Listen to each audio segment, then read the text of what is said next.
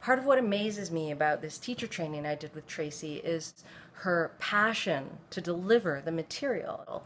And she has such a large body of knowledge, and everybody I've spoken to has always made comments about having studied with Tracey. They always tend to say something along the lines of, she breaks down big pieces of information in a really easy, deliverable, digestible way.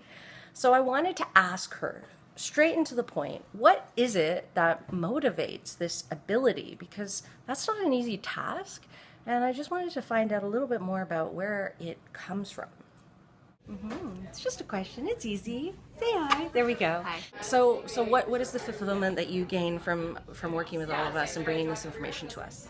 It allows me to integrate all of the things that I've learned into a place of, like, when we talk about digestion and what it means to actually digest an experience, for me to be able to digest and digest again and digest again and digest again this information, I actually have to communicate it in this way. Right?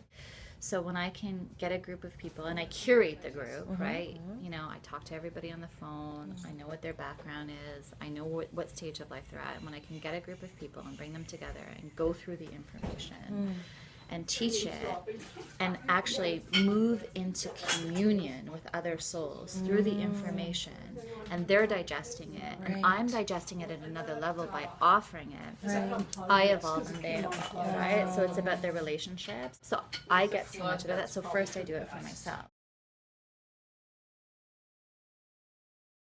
Afterwards, when it's in a safe place, it shakes like crazy. And you'll see they shake and shake and shake and shake and shake.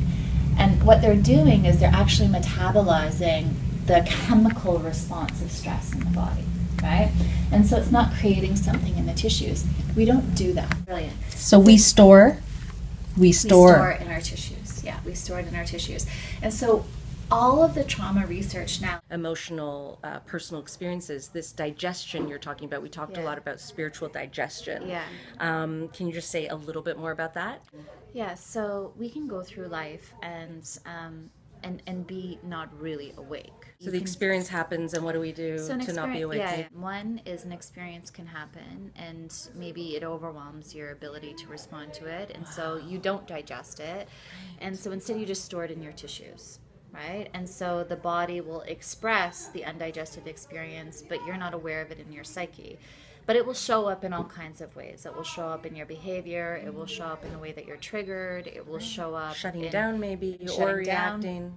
Everyone's different. Everyone's different. It's any experience that overwhelms your system and takes you outside of that window of tolerance. So if this is your window of tolerance, it expands and contracts according to the stresses that are in your life. As soon as you go outside of your window of tolerance, you're in a traumatized state. If you don't do something physically to move it, it's stored in your body, right? And so the way out of that is to actually move your body.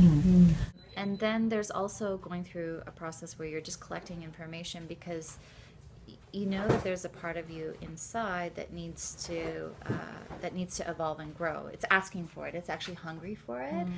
And so this is where we get into spiritual bypassing. So you go around and there's that hunger and the drive and well-crafted and deep, dense body of work, psychology, mindfulness, yoga, Chinese medicine, anatomy. And what it means to actually digest an experience.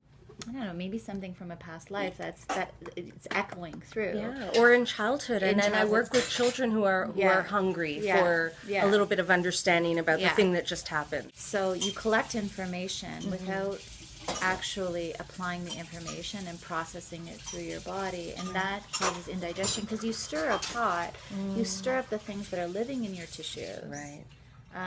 But then you don't really do anything with it. So it's almost like your nervous system has been jacked. Right. And it's just staying in that state of edginess. Right. And I've said this several times in the course now, especially several times today. It's very easy to be good when you're in this room on your mat with yogis. It's easy to be good when your life is easy. It's easy to be good when things are going your way.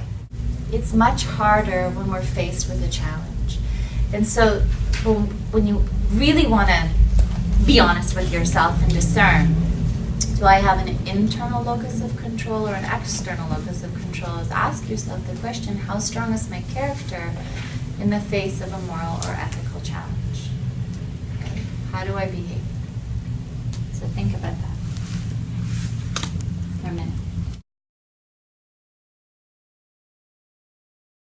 Almost 100% of what you say yes to should be in alignment with your top 3 to 5 values.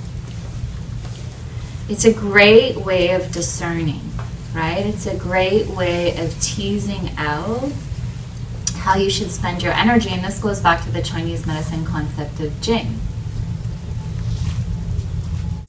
So I'll leave on this note. It's not just like medicines or things that we ingest, like food or a medicine. That will have an impact on you, but so will your experiences in life. Yeah. Visit Tracey or read her essays. No, to find out about self-care is not selfish care. We're learning how to deal with that, and oh my gosh, this is so fantastic. Thank you so much for chatting with me. Thank you. My pleasure. Mwah.